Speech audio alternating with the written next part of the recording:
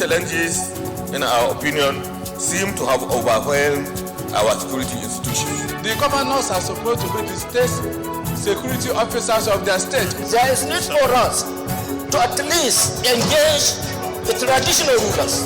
We need to do something about our porous borders. We have to own it from the unit level to the ward level to the local government to state. Mr. President, the importance of today for us is for us to take action. Those in favor say aye. Those against say nay. The ayes have it.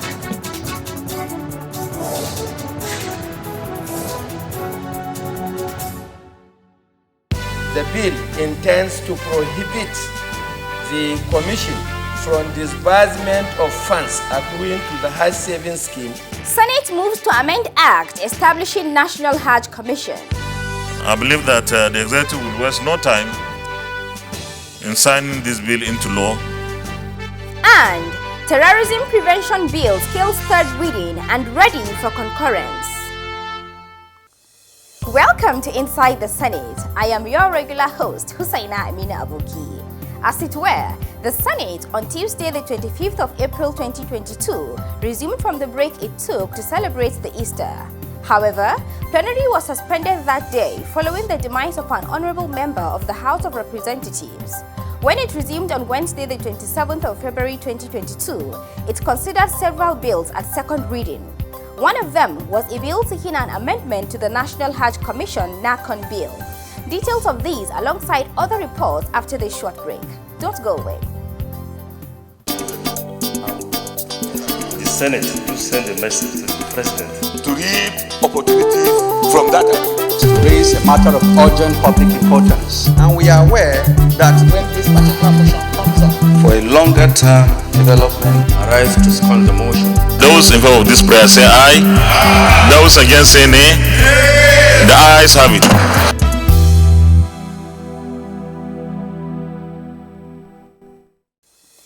Thanks for being with us.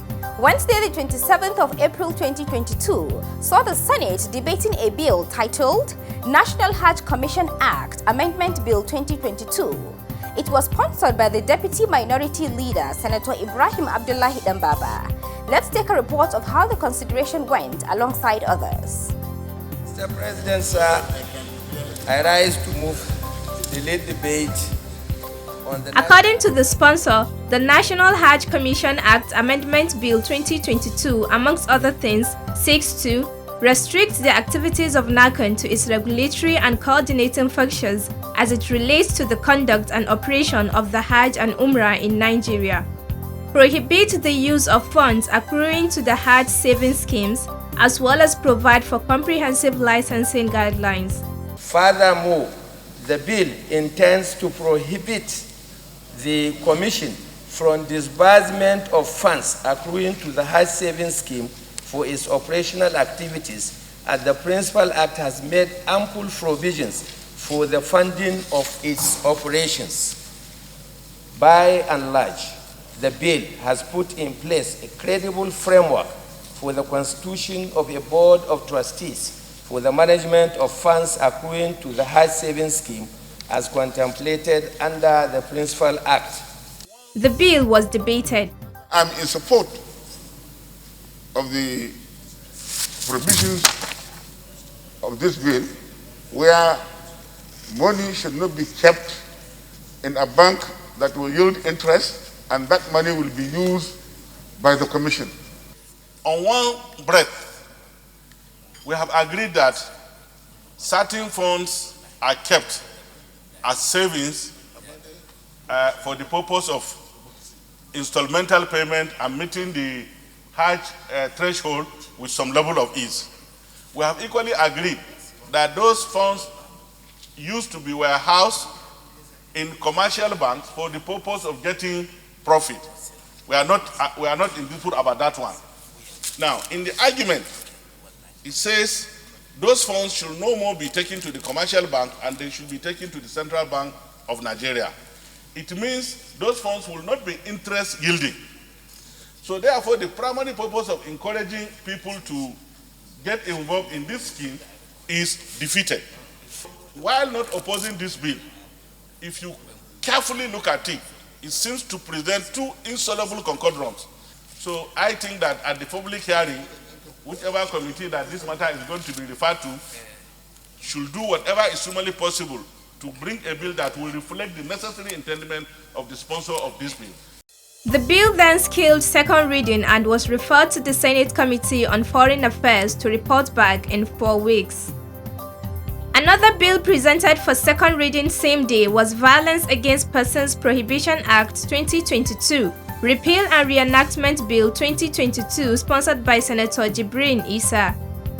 According to the sponsor, the bill, amongst other things, is seeking to eliminate violence in private and public life, prohibit all forms of violence against persons, provide maximum protection and effective remedies for victims, as well as ensure that offenders are adequately punished.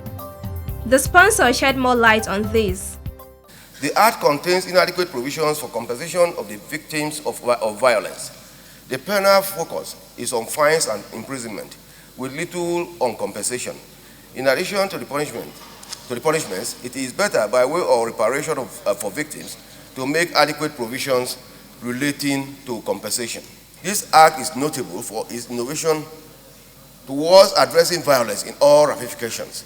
However, the several challenges and inadequacies inherent in it call for urgent legislation action to reposition the legislation for efficiency. There is rising cases of violence in this country, in the homes, in schools, in markets, everywhere.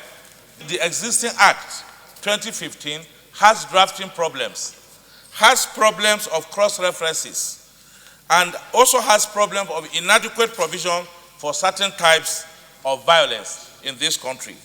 Therefore, I stand here today to second that this bill be read the second time, and I appeal to everybody to support its reading.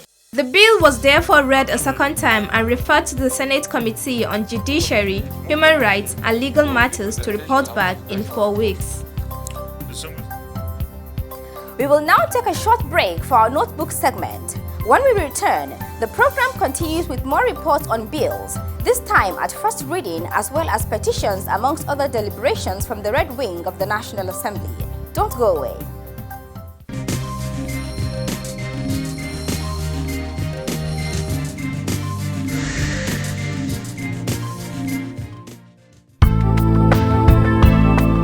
Petitions are grievances brought before the Senate by constituents through their senators or any other senator.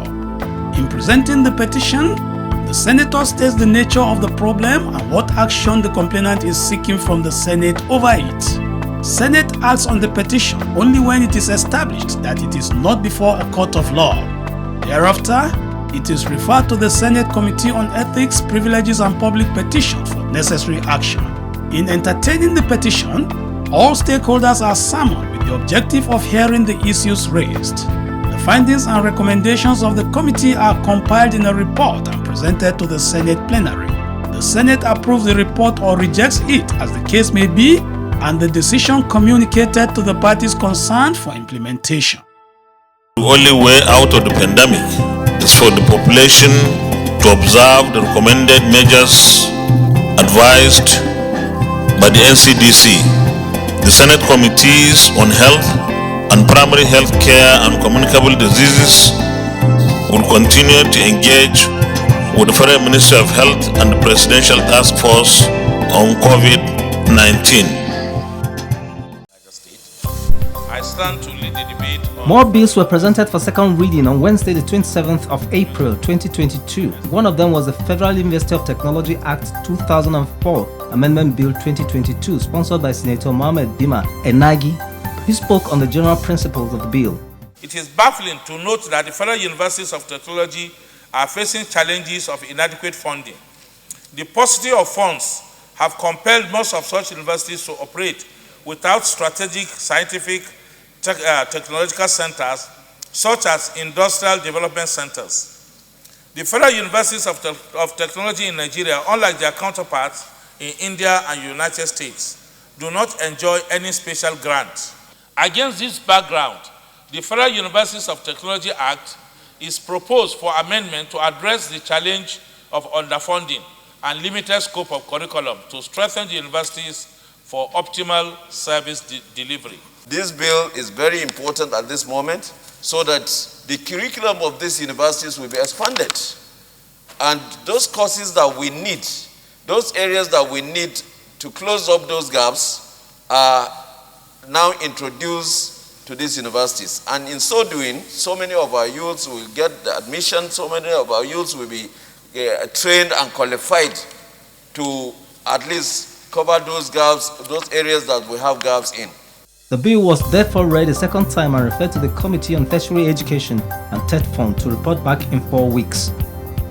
The Senate also considered a bill seeking the establishment of an Institute for Information and Communications Technology in Bayelsa State. It was titled Institute of Information and Communications Technology, Ogbolomabiri, Bayelsa State Establishment Bill, sponsored by Senator Degi Eremio. The institute, when established, will carry out scientific and applied research in the area of modern information technology application to optimize processes and decision support systems, and also provide dynamic learning infrastructure with quality education through rigorous teaching and research methodologies in information and communication technologies. Nigeria is seriously lacking in the areas of information technology, and that is the in thing today. So I believe that creating Institute of Information Technology all across this country will help in that aspect. Accordingly, the bill scaled second reading and was referred to the Committee on ICT and Cybersecurity to report back in 4 weeks. Still on bills, the Terrorism Prevention Act 2013 Amendment Bill 2022 was presented for third reading. The bill had been referred to the Senate Committee on Judiciary, Human Rights and Legal Matters, which worked on the various provisions. The outcome as well as recommendations of the committee's proceedings were presented by the committee chairman, Senator Bamidele of Bayemi. The repeal is aimed at providing adequate framework for improved international collaboration, interagency cooperation, and freezing of terrorist funds and assets. The passage of this bill will save Nigeria from being included among countries in the Financial Action Task Force grey list with its attendant negative consequences, which might ultimately result to international sanctions that would affect the image of the country within the Committee of Nations. The bill was then considered clause by clause in the Committee of the Whole, leading to its passage at third reading. Senate President Ahmed Lawal commented on the passage. I believe that the executive will waste no time in signing this bill into law.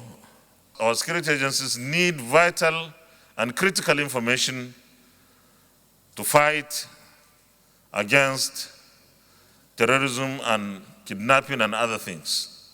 And the security agencies, we believe, are trying their best, but they need to do more.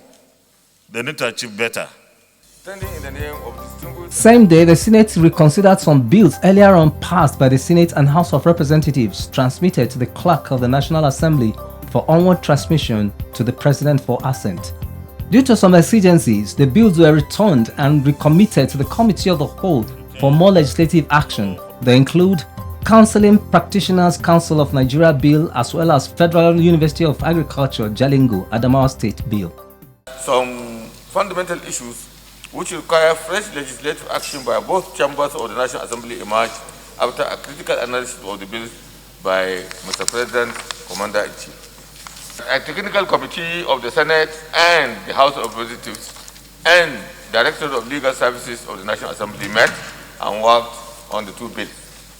Accordingly, the bill was reconsidered in the Committee of the Whole and passed. Several bills were taken at first reading on Wednesday, the 27th of April 2022. Amongst them were Federal Medical Center, Umuawulu, Anambra State Establishment Bill 2022, sponsored by Senator Uche Kudife.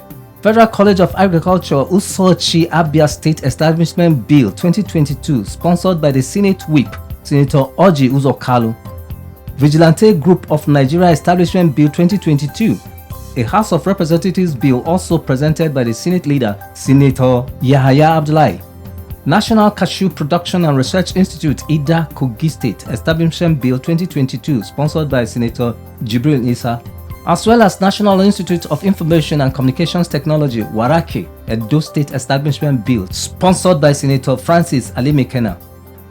Letter from distinguished Senator Ibikule Amosun, CON.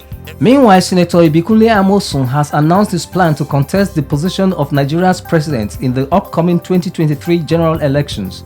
He made the announcement in a letter read by the Senate President on Wednesday, the 27th of April, 2022.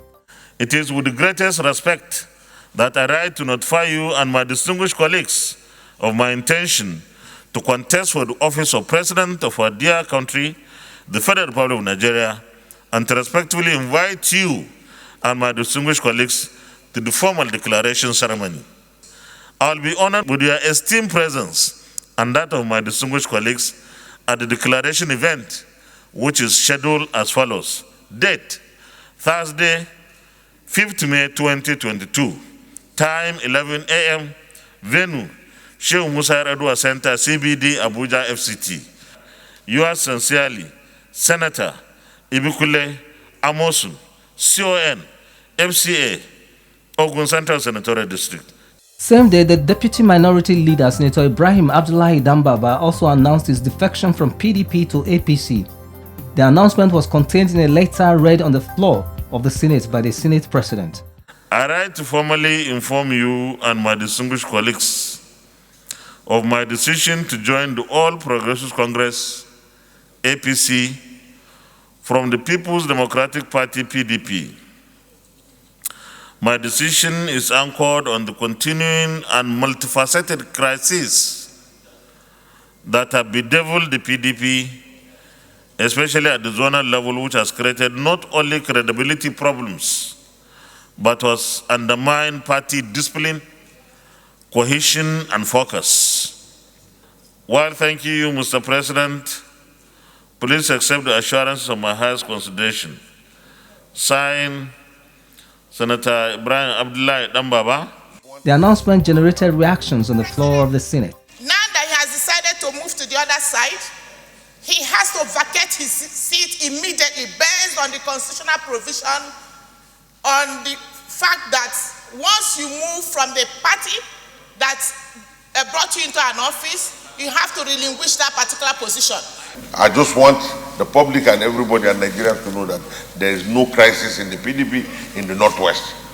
We are at liberty as elected representatives of the people. When our parties are torn into pieces, when they are in such irredeemable and destructive crises like the PDP is, we are free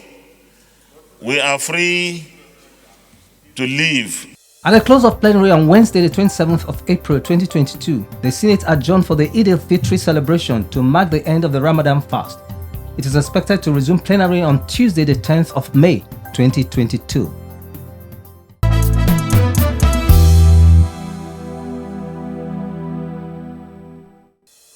The program is Inside the Senate. Earlier on Tuesday, the 26th of April 2022, the Senate was briefed of two petitions received by its Committee on Ethics and Public Petitions for more legislative action. The committee chairman, Senator Ayo Akinyelure, in his presentation, disclosed that the first petition is against the Minister of Education as well as the Executive Secretary of the Tertiary Education Trust Fund, TET Fund, while the second is against the National Examination Council, NAHCON. M.I. Mustafa against the Honourable Minister of Education and the Executive Secretary of TET Fund. Subject matter of the petition. Petition over the appointment of architect Sonny Ehono as the Executive Secretary for TET Fund Education Fund. In violation of the law, he called for adherence to the rule of law. 2. Oluwasetemipe D. Aboyewa and Joel Sambo Samuel on behalf of 32 dismissed employees of NAHCON, the Registrar, National Examination Council, Petition letter on the legal termination of the appointment of 32 NAHCON employees recruited in December 2017. A call for Senate investigation for reinstatement and payment of salaries and allowances due.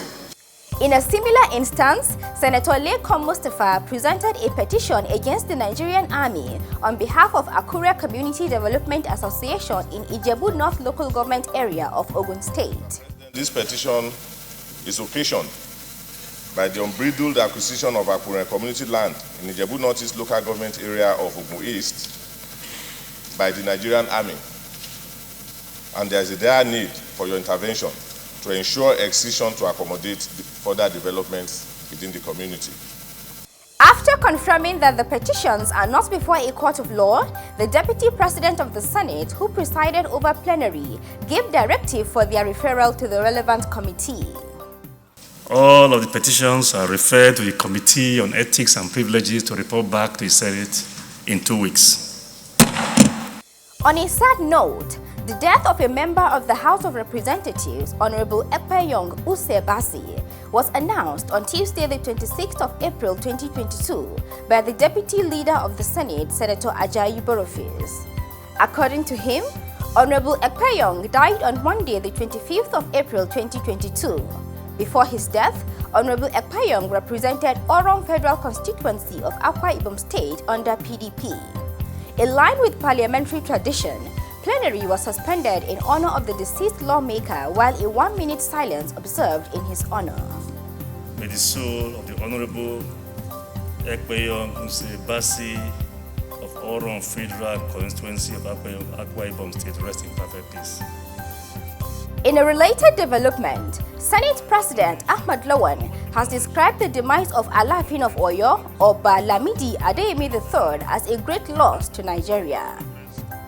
In a statement signed by his special advisor on media, Mr. Ola Awoniyi, on the 24th of April 2022, Senator Ahmad Lawan acknowledged that the long reign of the late monarch was marked by social and physical development of the Old Western region and Nigeria in general. He then prayed to the Almighty God for the repose of his soul and for God to give his people the fortitude to bear the loss. The Alaafin of Oyo, Oba Lamidi Adeyemi, died on Friday, the 23rd of April 2022 after a brief illness. May his soul rest in peace. Amen. Inside the Senate continues with our profile segment. Stand by for our Senator of the Week.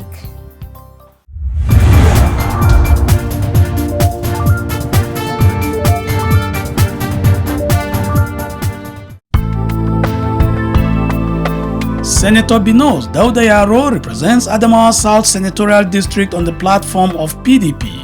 He attended LEA Primary School Mayo Belwa from 1962 to 1969 for his first school leaving certificate, as well as Government College Kaduna from 1970 to 1974 for his West African School Certificate WASC.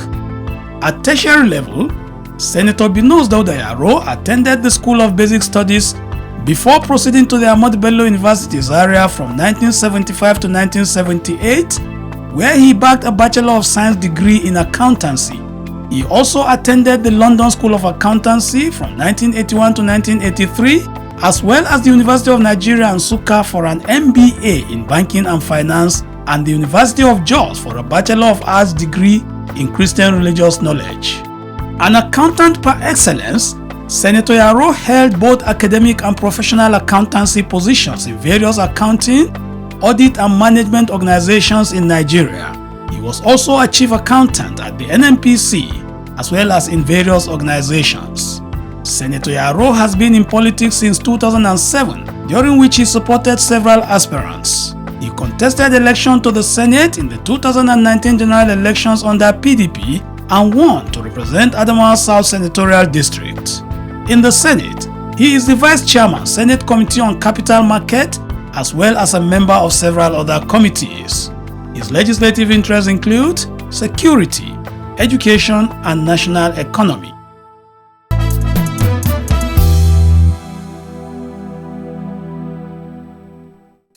This brings us to the end of this week's edition of Inside the Senate. Join us next week for another edition. You can also catch up on past editions on our YouTube channel alongside other social media handles. Thanks for watching and God bless Nigeria.